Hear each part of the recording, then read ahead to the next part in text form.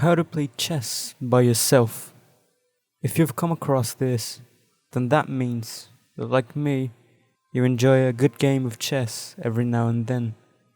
If you're also like me, probably don't get a lot of opportunities to do so.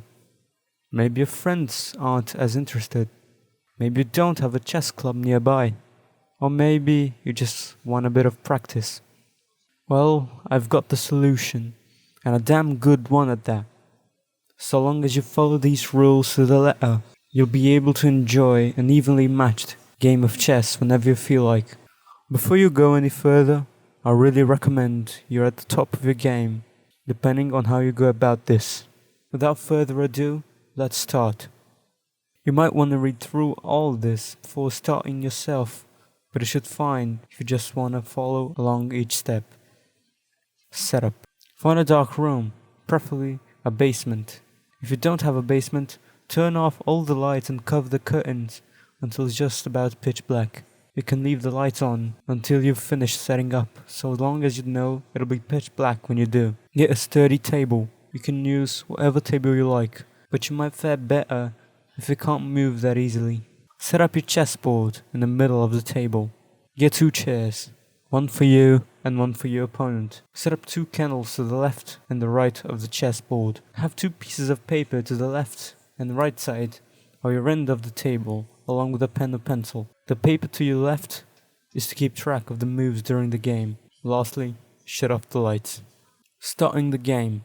Once you have everything set up, light the candle to your right. This is your candle.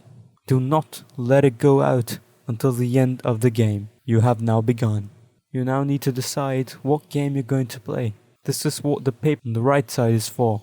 If you wish just play a simple game, keep the paper blank and keep reading. Simple game. This is just a simple game of chess. No worries, no fuss. Leave the paper to the right blank and out loud with a clear voice say, just a simple game. Are you ready? The candle on the left will light up on its own. You are no longer alone. You may now proceed with the game. Make sure you write down the moves on the paper to the left. At the end of the game, 3 things will happen. You get checkmated, your opponent gets checkmated, or there's a draw. In the event that you checkmate your opponent, say the following. Better luck next time. Thank you for your company. After you say this, the left candle should go out. Your opponent has left satisfied with a good game. It is now safe to snuff your candle and turn on the light. The game is over. In the event that you are checkmated, say the following. That was a good game. You played very well. Thank you for the lessons throughout. After you say this, the same thing should happen as did in the previous rule. You may now snuff your candle and turn on the lights. The game is over. Lastly, in the event of a draw, say the following. I believe we are evenly matched, my friend. Perhaps victory will show its face another time. The left candle should go out again. Snuff your candle and turn on the lights. The game is over. Stakes game. Before going through with this, please understand that there are grave consequences depending on how a stakes game goes. You must be able to make peace with whatever should happen if you lose when you begin the game. There's no going back once you start. On the paper to the right, write down the reward you seek should you win. Your opponent will be able to grant you anything you desire. Anything. Be specific and make sure it all fits on the one side facing up. Once you have finished, turn the paper around to the blank side. Say the following out loud and with a clear voice. A stakes game. What is your price? The candle on the left will light up. The blank side of the paper will now be replaced with your opponent's price. That is, your consequences should you lose. Read the price carefully. This is your one and only chance to end this now. If you do not think you can or want to afford the price, say an intriguing offer, but perhaps another time. The candle on the left should go out. It is now safe to snuff out your candle and turn on the lights. The game is over. If you accept the risk instead, say, very persuasive, let us begin. The game has begun. Make sure you keep track of the moves with the paper on the left. At the end of the game, 3 things will happen. You get checkmated, your opponent gets checkmated, or there's a draw. In the event that you've checkmated your opponent, say the following. Thank you. I take my reward with humility and appreciation. The candle on the left will blow out. Your opponent is satisfied with the game. You may now snuff out your candle on the right and you may also turn the lights on. The game is over. In the event of a draw, there's no reward and no price will be paid. Say the following: an unfortunate situation for the both of us. Perhaps another time. The candle will go out. Snuff out yours and turn on the light. The game is over.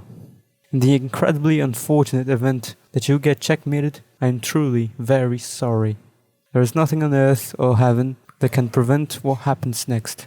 There's nothing you can say, but manners don't hurt. Say, I accept the consequences with grace and finality. The price will be paid immediately. I hope for your sake it was worth it.